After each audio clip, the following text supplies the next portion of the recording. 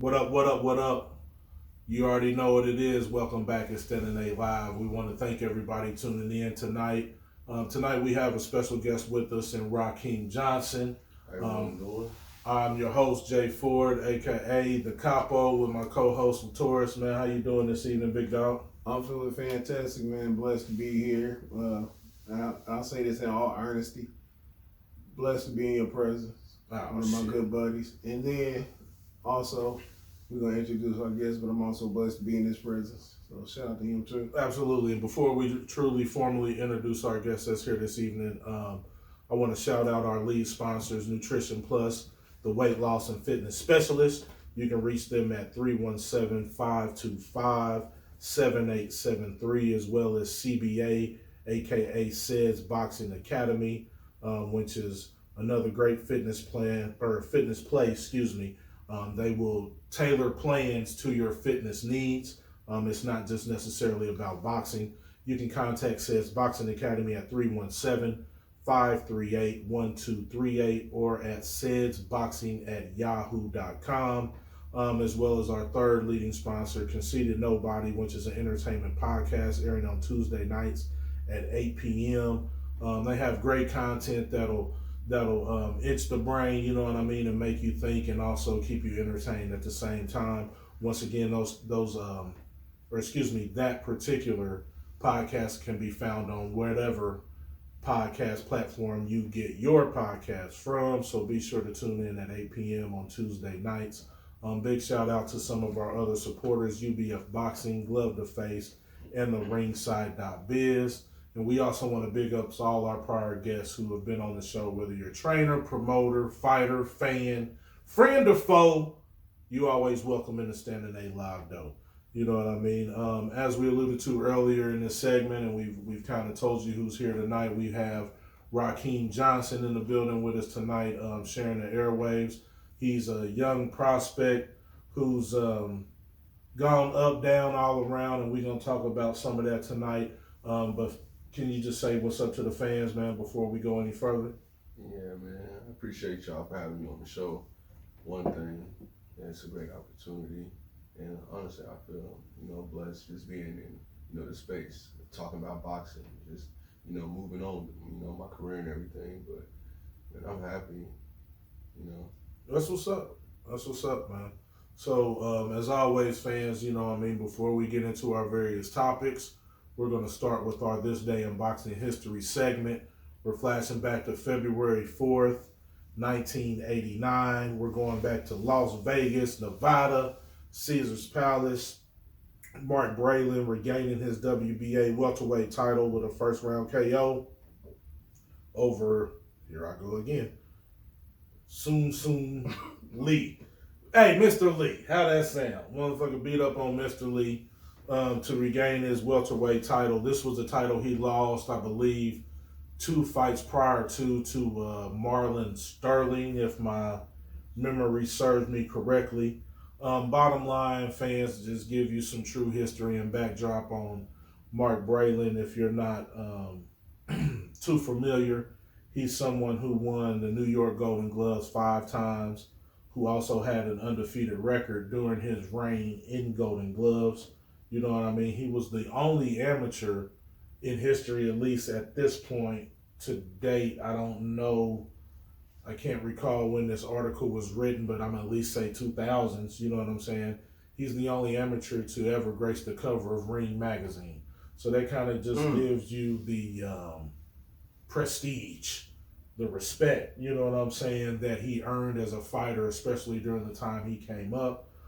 He was also a gold medal winner in the 1984 Olympic Games in Los Angeles, which are famed for many reasons.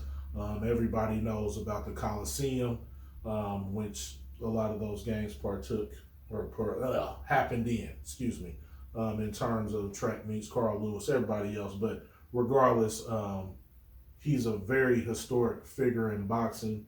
He's also someone after fame, was claimed in some movies. I can't think of the movie credits offhand, but he had some movie credits. And he trained Wilder. He trained Vernon Forrest. He's a guy who continues to give to boxing, but also get from boxing. And he was a hell of a fighter. You know what I mean? I think he's well respected. I think he's in 6 different Hall of Fames, I believe, is what I read. You know what I mean? When I read the story.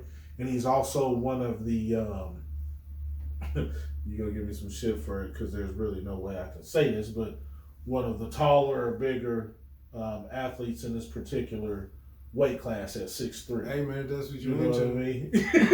Oh, That's what I'm saying. But no, all good. But I'm saying is when you put that in perspective, man, 6'3", you know what I mean, as a welterweight, 47. You know what I mean? With the skill set.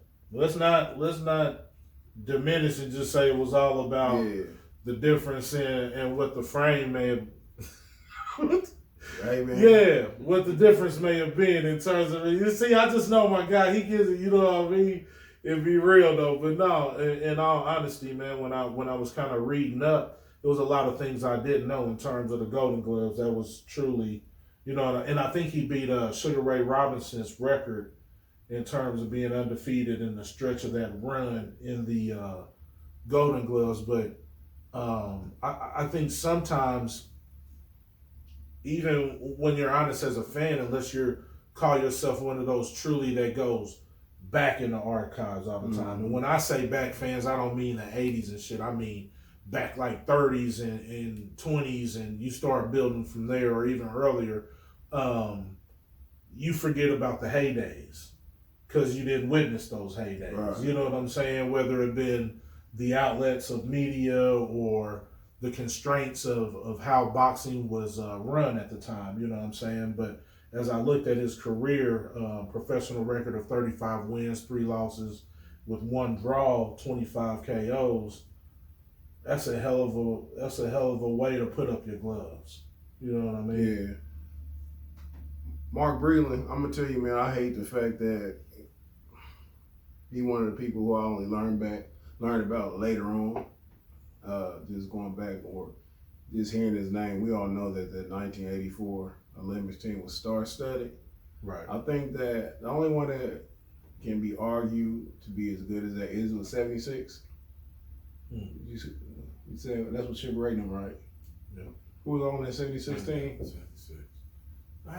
Yeah. I think you're right in saying 76. Man, now you asking me the total recall like Arnold Schwarzenegger right now. I wish I had my facts straight before I went you know to what my. I mean? But I'm pretty sure. Okay, it was Ray Leonard. It was 76. Michael Spinks was on there. Let me see. This from Just America. Ray Leonard, Leo Randolph. I'm not too familiar with him. Familiar with Charles Mooney. Howard Davis was on that team. Leon and Michael actually. And Spinks. Yeah. And John Tate, who was a formidable heavyweight. So them are the 2 teams that come to mind when I hear about the Olympic boxing team. Mark Breland, he's one of those fighters who apparently as an amateur was highly touted. To be on the Ring magazine, people don't understand that as the only amateur, that would be a likened to LeBron James being the only high schooler ever on Sports Illustrated. Oh, boom. If that was the thing. Excellent. Or insert phenomenal football standout here is only. It's something that's phenomenal and something that's unheard of and unseen. So you brought that fast fact to me today. I definitely wasn't too well versed on his fights. I know that he was known for his jab, his basic fundamentals, which they thought that he would be the perfect person for Deontay Wilder. And then I'm glad you bring it up. Go ahead. Because this is where I want to go with that. And this is how come I disrespect Deontay Wilder currently. I don't like how he dealt with the situation with Breland, a seasoned veteran, in and out of the ring. As you mentioned that he trained Vernon Forrest. Vernon Forrest is one of my favorite fighters all the time. Another rangy, tall fighter for his division. And you can see some of the similarities from like some of the videos I've seen of Mark Breland. In Breland and Forrest. Yeah, okay. You can see he took to it. He seemed to be a good student, whereas Wilder seemed to only want to be Captain Caveman. And I don't want to cut off your thought, but I think that brings up a good point, and I kind of want to ask you the same thing, Rakim, as you look on. I don't know how familiar you are with Breland, but in terms of Wilder, do you think sometimes the character gets in front or gets in the way of the progress? Like, do you think he's so consumed with the entertainment Wilder part of it? You know what I'm saying? Like I almost say so consumed, but at least where it's not a good balance. Like his balance of entertainment. People reveal themselves more so in tragedy rather than doing triumph. In triumph, everybody happy. In tragedy, I think we figured out or found out, unfortunately, just what kind of person Deontay Wilder was. I think we all react to losses in certain ways, and we all have reacted in ways that we wish we could take back. Okay. Where we do things less than dignified. Absolutely. And just Wilder, he's a man, he can do what he wants to, but he started doing the blame game. Like when he first lost, the first thing he did was talk about his outfit was too heavy. Then he said that he was a victim of proposed glove gate, which I'm a starch. Listen, if you feel like that was actually what took place, you should have took legal action because your life is on the line. I agree. If somebody's cheating in the boxing ring, your life is on the line. This is where Breland comes in this for me. If he fired Breland because Breland saved his life. Breland throwing the towel. He was out there getting the shit beat out of him, pillar to post. He was listless. He didn't seem like he had any energy. Right. And it was a decision that a fighter makes. A fighter who's been in the ring. That knows. And so that's, although being the warrior that he is, he don't want it to happen like that. But we don't always make sound decisions. We in the midst of the fight. What I disrespect him at in this regard is how he didn't hold JD's to the same standard when JD's was the ones who watched the gloves get wrapped. If you watch these people wrap up gloves fucked up, one, you wasn't on your job, or two, you didn't do your job good. So if I'm going to fire one or the other, guess who I'm going to fire? I get it. Do I want to risk my life or do I want to save my life? Again though, like, and I'm going to ask you, Rakim, because you are a fighter, like when you entrusting your team, okay?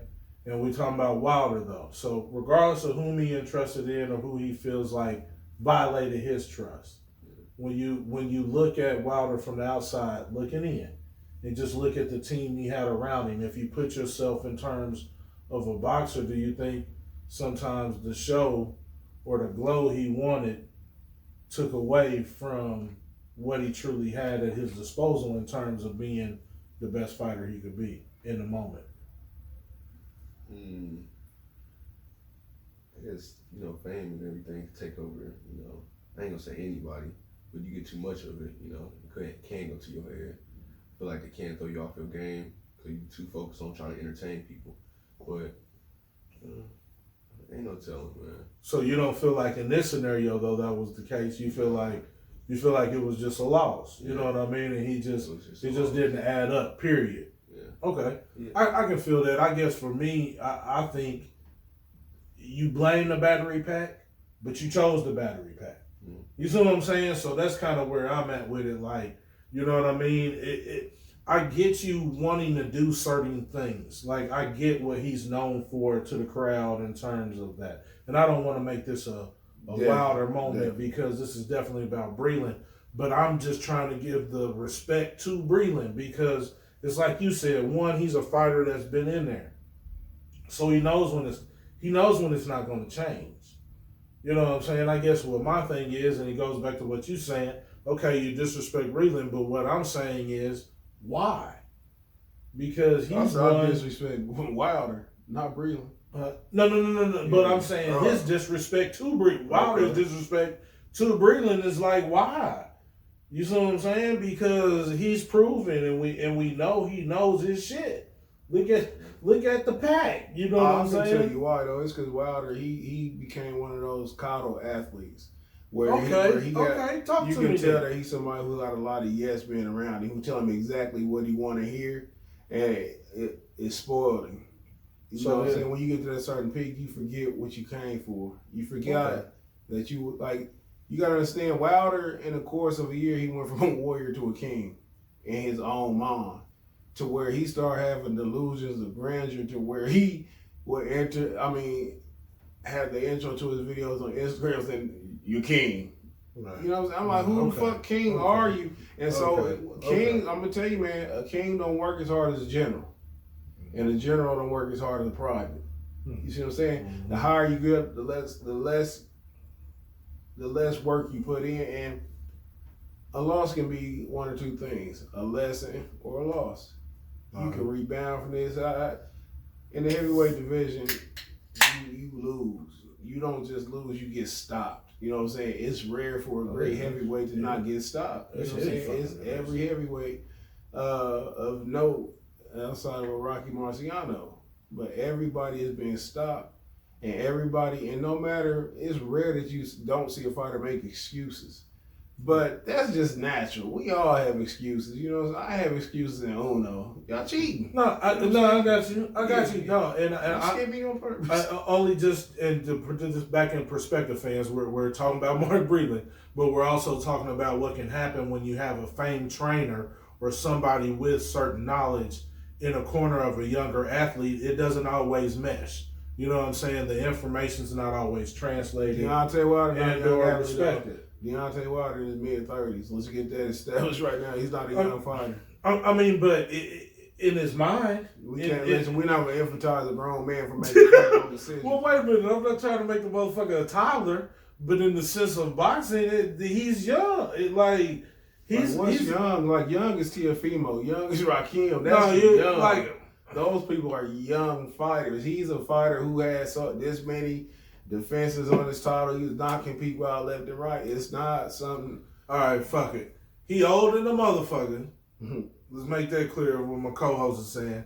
But we saying Braylon's the shit. That's what we saying. That's what we flashing back to. Like you said. That's what we flashing back to in this day of history. He was the shit. You know. And I'm glad that you brought light to him because again, it's fighters like this who don't get the recognition they deserve. And like I said, you always bring me something new. And it's just not some bullshit fact that him being on the cover of Ring Magazine, that's a phenomenal shit to me. That's my boxing trivia that I'm gonna start hitting niggas upside the head with from now on. Like, I bet you didn't know Breland. That's me right there. And before we move on and get into this Rakim Johnson interview, happy birthday to the golden boy Oscar De La Hoya, who was born this day in 1973. Hey, girl. Fistnets! No, you know what I mean? Hey, salute on the birthday, man. Moving on, fans. We don't have to take no break this week as we have our guest in studio. We have the privilege to have Rakim Johnson here, who is coming off a... Give him some sauce. Yeah, give him some sauce on that shit. Sauce on that. We can't hear it. The fans can hear it. They fucked it up. But either way, you know what I mean? We've got Rakim Johnson here. He's been on the show before, but tonight we're going to take you a different way in his interview. You know what I'm saying? So, what's up, Rakim, man? How you feeling this evening, man? I feel good, man. Feel good. Just chilling. That's what's up. Well, you sound cool, to motherfucker. You sounded like Jerry Wade when he came on the motherfucking shit. I thought it was a Mr. Loverman segment or something. You know what I mean? So fancy. Oh shit! It's been chilling, man. It's been chilling. Man, so what's up? That's what's up. That's what's up. So I just want to dive right in, man. I want to dive right in. Turn pro 2016. Mm-hmm. You lost your first 5 bouts. Mm-hmm. Had a bounce back. 2017 to 2018. 5-fight win streak. Yeah. You know what I mean? Didn't lose. Take me through how it started and then the progression through 2018, and then we're going to roll from there, man. Yeah, it was just after, like your co-host said, after so many losses, it's either you take it as a loss or as a lesson. So I took them as a lesson, either keep getting better, keep going harder, trying to get a win. It's either you're going to do it or you're not. And, that's what I tried to work for, getting wins. Honestly, I wanted belts. So I knew the only way to get belts is to win. So when you say belts, you know what I mean, and you talk about wins, and then somebody's going to look at this and they'll say, wait a minute, he lost his first 5, then he put a stretch together. Still puts him right around 500, just above.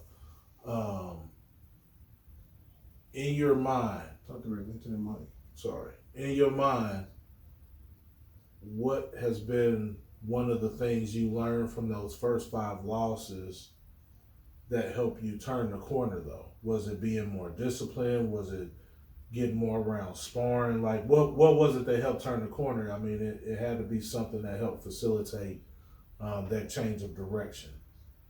Yeah, when I first started, it wasn't no sparring really. Most definitely no sparring.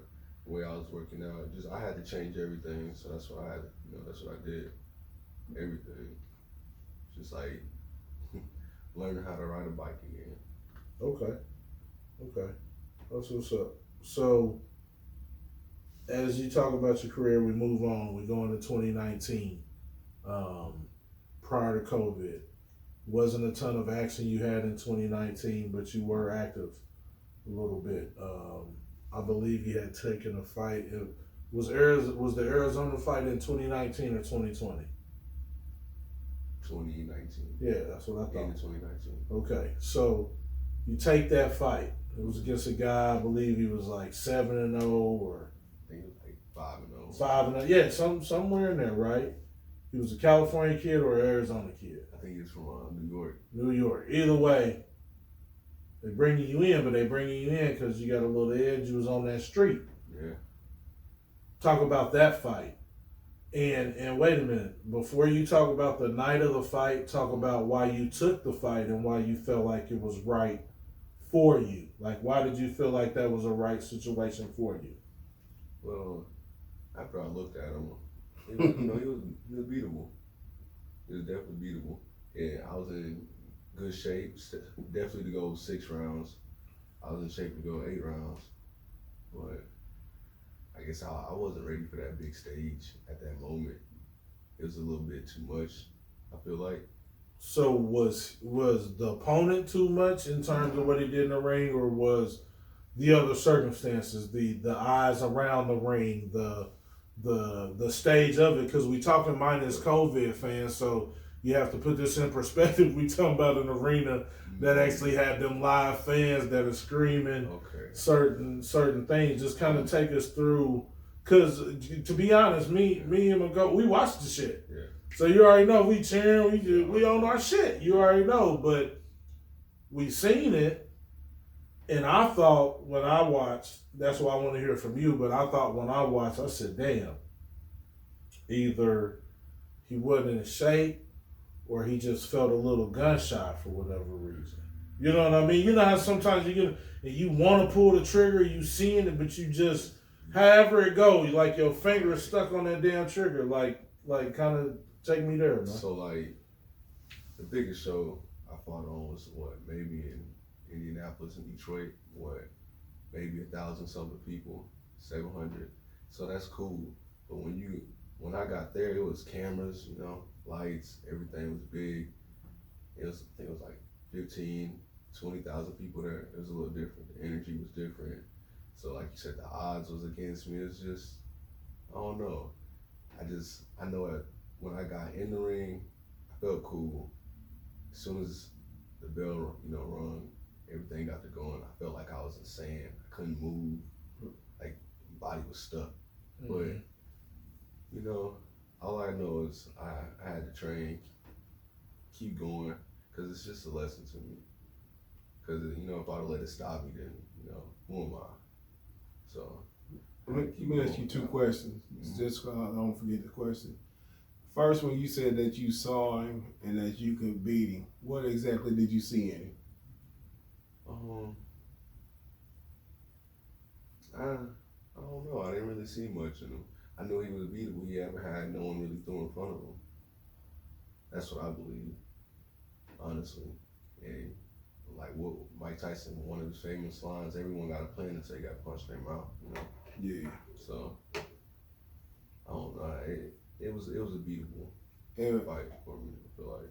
And then my second part question is, like, once you start feeling the sluggish feeling, now physically, okay, that's what you're feeling. What was next mentally? Like, where did you go mentally with these feelings? Man, it wasn't really a thought. it wasn't even really. It's like I couldn't think. That's what I said. It wasn't like everything that I learned and everything that was there. It wasn't there. Yeah. So it was just like blank.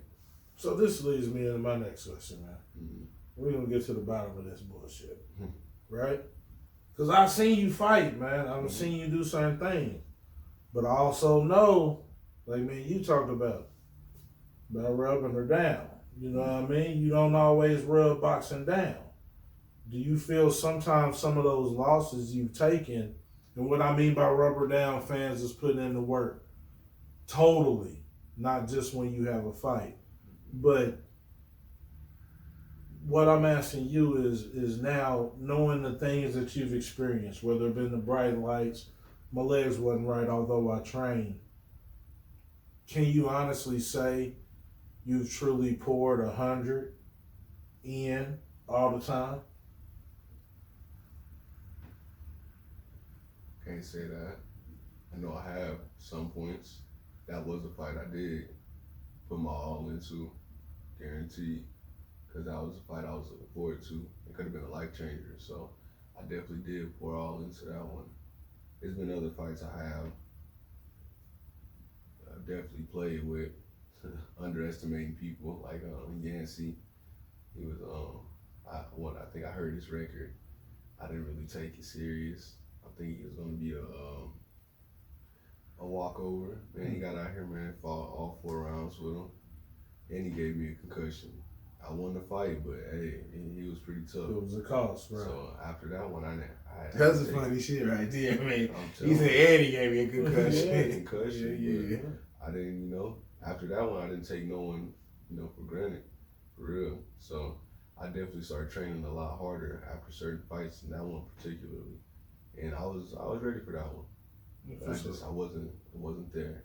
Well, again, like I said, I had to ask it just because, you know what I mean? When somebody looking at, say, 6-10-1 AKO victories, they like, damn, okay, so it's power. You know what I mean? Yeah. I mean, a 6K, whatever, 5 KO, excuse me. But it's power, you know what I'm saying? Mm-hmm. They see certain things. My other question, before we kind of move on, and I'm going to let my co-host, if he has any other questions, but my main next question is, in terms of now, you know what I mean? As you look at your career, what's one bit of information that you have, or information and or advice that you've gotten already that you haven't listened to, that you can still implement today that is valid? Like one thing somebody might have said, coach, trainer, fan, friend, foe, family, I don't give a fuck where it came from, but something you didn't listen to back when it was told, but it's still relevant now that it's like it's time for me to implement it. I gotta move more and punch more. At 147, that's a lot of punching. So I know I gotta get my punching output up there. Definitely with moving, being more swift on my feet. So that's definitely the goal for this year. What's up? Well, I guess I got one more question. Shit. I lied. COVID. Okay, your last fight was in West Virginia. Mm-hmm. Split decision loss. You sent us the footage. We took a look. Yeah. Close fight. The early body work to you went down. I think that was the difference in the fight. Yeah. I think even if you take that away, as I looked at that fight, I think you would have ended up with a draw. I don't think they would have been too welcoming to give you that win, but I think you would have left with a draw. But regardless, as we talk about not only that fight, but fighting in COVID, do you take more chances as a boxer now, knowing that there's only certain states that are really putting on shows right now? Do you feel like that, like, okay, fuck the money and shit, not like you taking fucked up money, but about the activity? Are you willing to take more risks now to stay active during COVID than you would have if there were more local shows happening? At this point, to stay active, you do have to take that risk because, man, how many states throwing shows right now? Besides Oscar and what's Talking about Bob, talking about the bubble. Eddie Hearns and all them ain't really no big promoters. Alabama, I know of, Kentucky, West Virginia. Ain't really no other states throwing fights. I think Houston just had their first show not that long ago, so it is a risk at the same time, but you trying to stay active, you gotta do what you gotta do. I can respect that. You have anything else for him, Big Dog, before we roll on? You made mention of being at the fight on the Matchroom card. You made mention of being in a crowd that you never been in before. That type of environment, that excitement. At the same time, did you get to interact with any of the other fighters on the card, like I said, Danny Jacobs? Actually, I got to meet Daniel Jacobs. He's actually a pretty cool dude. Him and his trainer. He actually sat down with us after we ate, after weigh-in, talked to me and stuff like that. I got to meet Terrence Crawford. It was pretty cool. And just seeing those champions and great fighters, and just seeing how cool they were in the moment. Did you take anything away from that? Like, not just in the ring, but just the demeanor that they carried around to seem relaxed. Like, at the time, was your nerves acting up, or was you cool in that particular moment? Was it nervous, nervous, or was you taking it in? I was trying to take it in because it's just like them being so high, and it's levels to boxing. Nah, you right about that? For them to being so high, levels and ranking, it's just like to see how calm they are, how cool they are, how interactive they are. I tried to, like you said, take it in, but at the same time, it's just like I ain't used to that. Okay, so with that, you being in this situation, you fought on a major network or platform for a major promoter. You've been around world-class fighters. You get that call again, and now you are familiar with this setting. How do you think that it would translate this time? What do you think exactly would go different? Namely, like when you get, just put that on hold real quick. I want to ask you this real quick. When you said that you couldn't focus in the ring, that's major. That's something major right there. That's one of the two major things that you said that stood out to me, and I'm gonna dial back on the other one also. But because it's hard to train mentally, you know what I'm saying? Because do you think that when you get back in this situation that you have a plan? Like, have you been doing things to try to be focused? Like, have you considered every situation now and again? Well, now I'm a little older. I just look at it as, I gotta be patient. More patient I am, more things I see, things open up for my power, and other combinations. So I just, not only being patient in the ring, just outside the ring, just taking stuff in, just, can't let everything overwhelm you, overthinking stuff. So that's just how I try to look at everything. And if I do get an opportunity like that again, it would definitely be different. And I will get another call because I'll put on a great performance. I know that. And just to go back, like the last time I saw you fight in person was when you stopped Jermaine White. We fought with Jermaine too. Cool dude. When you stopped Jermaine, we thought that actually would be a more competitive fight. And just watching boxing just on TV and in person, I can say without any reservation that was one of the most devastating knockouts I ever seen in my life. And I said, this is really blood sport because I'm celebrating. And I don't give a shit if he did right now, but maybe 2 minutes later, man, we're going to be concerned. But in that particular moment, so being that you said that you have fights that you haven't taken serious, do you feel like you disrespect not only yourself but the game when you do things like that? And most definitely. And plus putting yourself at risk, because we all know the old adage that you don't play boxing. It's different where you take a playoff in football where you don't go after a catch over the middle or you kneel. You can kneel. It is disrespectful, and like I said, as I get older, I don't want to play with it. If I'm gonna take a little break, I'm gonna do that. If I'm gonna get back to training, then I'm gonna do that. You can't just get 1 foot in and 1 foot out. You gotta actually be in it, like for real, like.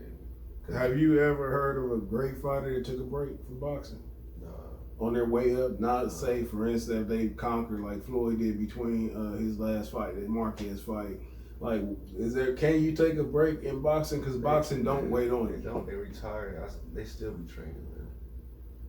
They still be training. Maybe a week or two off, maybe a month, 2 months, then they get bored. And that's just how it went. Once you start boxing, it's in you. Especially if you get good at it, you get enough knowledge, you're gonna want to pass it on. For real. So what's motivating you right now? Like, what's your motivation? Absolutely. Right now, man. See, at first, I didn't really have like I ain't gonna say it wasn't really a big purpose of boxing. Like, it was just like, okay, I can't play basketball no more. Let's get into something that I can do. I'm not gonna be using my knees that much. Then once I realized, like, after so many losses, it was just more than just taking losses. I had to, win. I had to find something to, like you said, that motivates me. So, like, at first I was belt chasing. It was more than, I wanted to get a belt. Then after that, it was just like, then what? I wanted to find something else that motivated. Well, I ain't gonna say wanted. I need to find something else to motivate me. Like, now it's just more of like, it's either I want to make this a business or I'm not gonna do it at all. And it's just like, I want to do other stuff besides boxing, but I know boxing's gonna help me get to the other point in my life. Do you love boxing? I love it, man. Hey, you can't not love not getting hit in the face. I'm gonna say that to you. You get hit in the face. People come to the gym, spar, one or two rounds. I done seen it. They don't never come back to the gym. Yeah. You gotta get hit and actually like that stuff, man. You gotta love to get, like me with boxing. I love to get better. Like sparring, like for one, a big shout out to Isaiah, Keon, especially Austin Manning, sparring guys like that. Malcolm Jones, Brandon Johnson. It makes me want to get better because they're better than me, so I want to get better. I want to be able to stick with them. So if I go, when they travel, when we travel, go sparring someone, I want to be top dog in there, everyone looking at me or something, So it's just more to it than just, I like this stuff. You got to actually love the feeling of it. Like, I like the feeling of it. For real. I can dig that. Mm-hmm. And just, I want to ask a realistic question. Like, sometimes we ask this and it's kind of like just something to say, but I honestly want for you to go into your crystal ball. No, I don't want to say crystal ball. I just want you going just in your mind and shit, think to the future. Yeah. Just think and be honest with us and yourself. Where do you see yourself realistically in 3 years? And not just completely realistic, but where do you honestly want to be in 3 years? As far as this boxing goes. I ain't talking about all them other dogs you're gonna have calling yourself the dog father. You said that was the tell. I'll be 28, close to 29.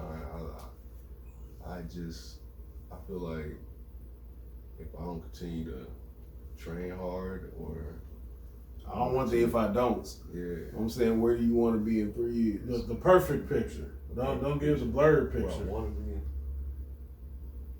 I just want to be comfortable. That's it. I love boxing. I know boxing can, make that lifestyle for me. So I can say in 3 years I keep winning and keep training hard. It's possible. Everything possible. Do you plan on keep winning and keep training? First off, do you plan on keep training hard? I definitely do. Okay. I took it. I know after my last loss, it was just like, you go into a little cave, you sit, think about it. What could you do? What can you, can do to do better?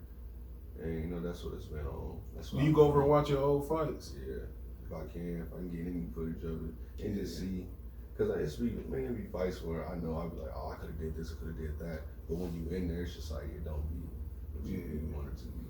So. And right now, hypothetically, one more. You fight 147. Yep. If you could fight any 147 pounder, who would it be? Right now. And it's all fantasy. Yeah. Right now. I would say Devin Haney, but he not 147. You trying to pick on a little dude? Nah.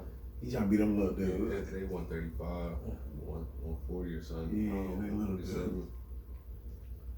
I said maybe out of Terrence Crawford or Earl Spence. Who you got between those two? Hey, I had to see that fight. I'm a big fan of both of them, but I feel like I'm a big fan between $10 and $5, but I'll take $10 and $5. Every time, shit. I just feel You got to bet money. I put money on Crawford. I'll take your money because I'm going the other way. I'll take that money so damn fast. I'm going the other way all day. I just feel like he got good IQ. He's got an excellent IQ. Do you think that he get in unnecessary brawls? Like, you think he too easy to hit? Nah. I feel like sometimes when you boxing, man, Do you think he got dropped last fight? You don't want to get hit.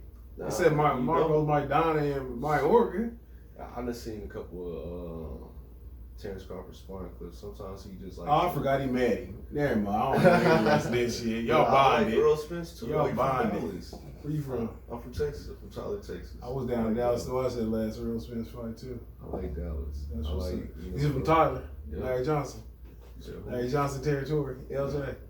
You don't don't know Larry Johnson. I said who? Larry You told him Hey, shit. what you left when you was one? Grandma mom. Did you leave when you was You one? know Grandma mom? He had to be one of the biggest. The nigga brought Texas Gold, the UNLV. He brought that Earl shit. Campbell though, shit. What can I say about that? Damn, yeah, he did bring a pure legend. He damn near said Larry Johnson wasn't big enough when he was little. That's He crazy. said shit. It was Cause about he Earl in the Campbell. air and shit where you see that grown man look like the Black Miss Doubtfire. It's a converse reaction. Straight up, the grandma. I can't believe y'all remember that. He was Big Mama before Big Mama with muscles and shit and a gold too. But Rakim, sometimes we bring people here and shit just to fill the seat, but we honestly believe you here because we fuck with you. I'm really that shit. It's like it's a joy seeing you fight because you know that one of y'all get the fuck knocked out of y'all. Right. You know what I'm saying? We just waiting for you to put in the work for you to get on the other side. You almost suffer from that shit where a motherfucker hit so hard and shit like that. Who was that? The dude that was a monster at middleweight. He is from Chase on here burping beer and shit, man. I inhaled that shit. I was damn near drunk by proxy. Julian Jackson. Shit, that nigga really burped. Like it was hey, when you said he said that shit, hey, I was thinking. I remember calling Javar Julio. I was calling Javar Hurricane Jones. That motherfucker Volcano Jones. Doing that shit on Tuesday, man. That's that military shit. Give me your mask. Oh, shit. That's what the mask is really for. Motherfuckers, you keep motherfuckers away from you. No. Big respect though, Rakim, man. And definitely best of luck, man. Selfishly, I hope you fight here next. So I can see that shit. Yeah, for real, because we ready to get back on the air. We're even on the road on some cool shit. On everything. Standing A Live ain't with them weird calls y'all be giving us. We're not coming to Florida when y'all want to accommodate the whole trip to Florida. You can't do us halfway that way. But nah, big respect. Walk before y'all do me anyway. Pause. Then halfway nothing. No, I'm fucking with you. I'm messing with you. No, big respect, Rakim, man. And just hang out with us, man, as we spit the rest of this spiel for this evening. Thoughts on Caleb versus Caleb. Caleb Plant versus Caleb Truax happened on Fox. I'm going to tell you what I was disappointed about. First of all, out of all the Caleb Plant fights I've seen, I thought this fight would be one he would be trying to make a statement. He controlled this fight without a doubt. Beginning to end, he got caught with some goofy, calculated, video game looking overhand rights from Truax. But my bottom line was, I also noticed something I had never noticed in some of his other fights. He's got a little Kawasaki slap to his game. And I never noticed that about Caleb Plant. You know what I'm saying? And fans, before y'all Caleb Plant people who start blowing up or shit, what I'm talking about is the open hand scoring. He's scoring, but he's scoring like a motherfucker in the silver gloves or something. Like, he's scoring like an amateur. He is not scoring or hitting to destruct. And I thought he could have took Truax out in that fight. I thought my prediction was going, like the way he controlled the fight, by the time he had got to that 9th round, I said, oh shit, he about to turn on the gas, make them either throw their hands up like the motherfucker ain't returning no fire, or just make him take that knee and just say, fuck it. We all know Truax is a fighter and a warrior, but I saw him start slapping. And I was completely turned off. Not only, like you said, it was a boring fight because it was that one-sided, but when I started the slapping versus the finish, I thought, shit, I don't know if he really want Canelo outside of the payday. I mean, just being realistic. Outside of the payday, I don't know if about Caleb the third round, I said Canelo stop him with a body shot. Easy. That's how I felt. I'm not. First off, man, I'm telling you, man, it was tough watching fucking Eminem versus MC Serp. That shit was boring as shit, nigga. I'm talking about. Listen. Hey, I'm gonna tell you, man. When it comes to boxing, the fight was when it comes to boxing, I like my white boys Arturo Gotti and fucking Mickey Wood. They licking their blood and shit. They licking their mouthpiece. I don't need a Floyd. I don't need white boys out here. It's awesome. Come on. Come on, Jimmy. You ain't gonna let me say it. You ain't gonna let me say it. I don't need Floyd Mayweather and Andre Berto. I'm melanated. I did not need that shit. That shit, listen. That hotel cast of shit. Hey, shout out to my buddy Wood. He said Fox would put any goddamn body on. Man. That shit was terrible. That up and down, that car was shit. I mean, but is that not a part of? I would have rather watched. Nah, hell you don't no. think so? I've seen good cars in the midst of COVID. I have too, but I'm just saying. With that, just programming. With that, we can't use that as an excuse. I would have rather watched the international dart tournament rather than watch that bullshit, man. Fuck that, Caleb Blanc. I think he better than what he is. I think he's a good fighter though. Even though he a good fighter, but I think Benavidez is washing. I think that I don't know about a lot, but I know Benavidez. I know Canelo walked through that motherfucker. The people he's calling out will walk through him, and I'm saying I gave him too much credit. When I watched that fight, and I'm watching those with what they call the championship, we heading into the championship rounds, and I was just waiting for him to just run up and fold Truex. For whatever reason, he don't got that makeup though. Like he ain't the person who gonna go do that. Like he, I mean but damn, the work was put in outside of the body. He didn't heavy body work, but my man was already puff daddied in the face. He was puffy. You know what I mean? He was ready for that close up an eye or something, and he started. Like I said, I seen the Kawasaki flurry. I said, "Oh shit." You know what I mean? I gave him too much credit. So I guess I left that fight with a bad taste in my mouth because I paused. That shit sounded super weird. But on what I had expectations for out of Caleb Plant. What I had, that's what I say. And I don't want to sound like I'm just. I expect a little bit more than that too, though. I did. What about you? Did you watch the fight? Actually, I didn't watch it. You was a fucked up boxer. No, it's all good. Nah, you didn't miss shit, man. Yeah. You didn't miss shit. It was a one-sided thing. Another thing, speaking of one-sided situations and or the goof troop of boxing nowadays with this social media shit. The Floyd Mayweather Logan Paul pay-per-view has been postponed and or may not happen. At least it's not going to happen when it was scheduled to due to lack of interest and just people thinking it's just a varsity of the sport. Yes. They have said they are not opposed to another date. Who said it was these people thinking? I ain't seeing for that one. Fanmio CEO. Now look, I don't know enough about these other companies that come in here and buy all of our shit, but I'm gonna venture and say they got a lot of money. Are you offended at this? I'm not offended at all because here's the thing: Floyd is retired. Yeah. So let's stop acting like older boxers don't do things for charity, whether it be an exhibition. It's what they do. Now the difference with Floyd is he gonna take $75 million in.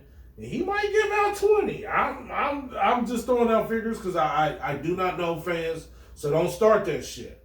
But what I'm saying is whatever he gives, but whatever he takes home, he also takes home. You know what I'm saying? And I think sometimes that becomes people being too nosy. Because like we're saying, the bottom line is he's a retired boxer. But what he does is fight.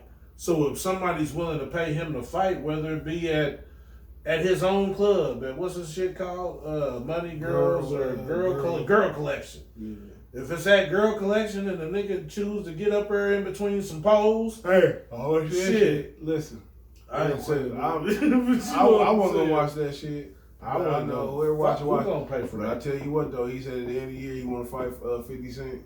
I'll watch that. And guess who pony up for that one? I'll watch that. I'll pony up for that shit. I'll watch Celebrity Deathmatch. You got me for that one. Yeah. I'll watch Celebrity Deathmatch. I Y'all gotta remember take that off. shit, MTV? Yeah, I'll watch some Celebrity Deathmatch shit. This shit, I mean, it's a build up. It's ignorant, it's childish, but hey, It is ignorant. I'm here for it. It's completely ignorant, and that's what I'm here for.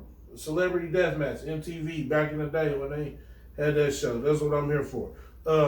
Let's flash on before we close out the show and talk about former WBC super middleweight champ Anthony Durrell returning to face Tyrone Davis February 27th on Fox.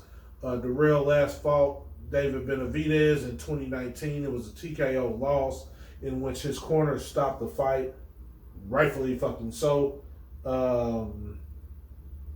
Davis is supposedly a young puncher. All of these things. I'm gonna say it like this. Anthony Durrell's proven in his career. I don't think he has anything else to prove. Are you interested? Not only even about this fight, but do you want to see Durrell fight anymore? Wait a minute, what you say about David? You said he's known for what? He's known to be a puncher. That's what they trying to hype him up. He's 15-2, questionable chin. He got 6 knockouts. So what is he on punch? Nothing. Look, he punches a heavy bag. What I'm telling you, that's what they trying to hype it. They trying to hype it up like Davis is gonna steamroll through Durrell. You see what I'm saying?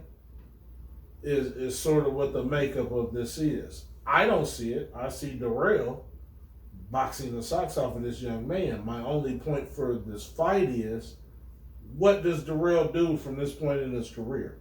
By beating Tyrone Davis or any other guy in that mediocre tier of true stardom. That's what I'm really meaning. No disrespect to either guy. I'm just saying what Durrell has already proven in his career, and after watching that last fight with Benavidez, and not to say that Benavidez that's not what I'm meaning. I'm just saying the way he took damage. What the fuck? What do we want to see? What is it out of Durrell? Like, what is that? That's what I'm asking. I don't want to see shit. I guess it's a check. I mean, I guess a chance, opportunity to get a check. He after that fight, man, he looked like he wanted to quit in that Benavidez fight. I seen the dog didn't look like the dog. I seen him. You know what I'm saying? He got out that fight. I thought he was like on some retirement shit. But whatever he doing, man, I hope he have fun. Hope he be safe. But he should beat the shit out of this dude. We'll see. He should box the shit out of him. Nah, he gonna stop him. You think so? Nope. But he should win. He should win. He should definitely win, but I don't see no stoppage. You know what I mean? Austin Trout is also coming back this weekend. This one low-key hurt. And, I fuck with Austin Trout.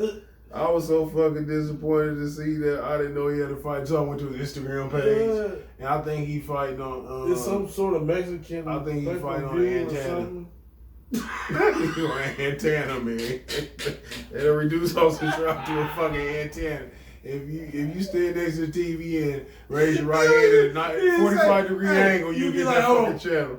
Plug in the microphone. Put the microphone. It's metal. Hey, put that motherfucker up. Too good for this shit. Austin man, too good but it becomes one of those things. Like, that's what I'm saying about it becomes, you've already done it. You've done what you do. Hold on. In Durrell's defense, Durrell ain't going down to Polo de Profito Sir Chihuahua. It's Chihuahua 2 times, nigga. He gotta go to a place that got 4 names before it got Mexico. Come on, man. Austin Trout deserve. I know you live in New Mexico, and sometimes you go to Old Mexico, but you gotta have some fucking dignity, man. But here's the thing. I'd rather see you commentating on Fight TV. I'd rather see you commentating a chin check card. Hey, they be out here getting people. Niggas go holler at them niggas, man. At least he can just pack up his own van and cross the border. He can literally just go. He can say, "Fuck it, pack up the picnic." Austin too good. Hey, boo boo, pack up the picnic baskets. Like shit. I don't know. Austin. Come through the tunnel. Like, no, but I just think that's the scope of boxing, whether we talking about young boxers or we talking about former world champs. It's a fucked up road sometimes, especially when you're bouncing back. This is the kind of shit I attribute to COVID. This is the kind of shit right here, though, where you just gotta go anywhere and get a fight. You walk down, hey nigga, we fight. Where y'all come? You know what I'm saying? Come over in this alley with this broken glass and these syringes and these COVID masks just everywhere. These COVID masks. Ain't no masks on the ground, but look like condoms.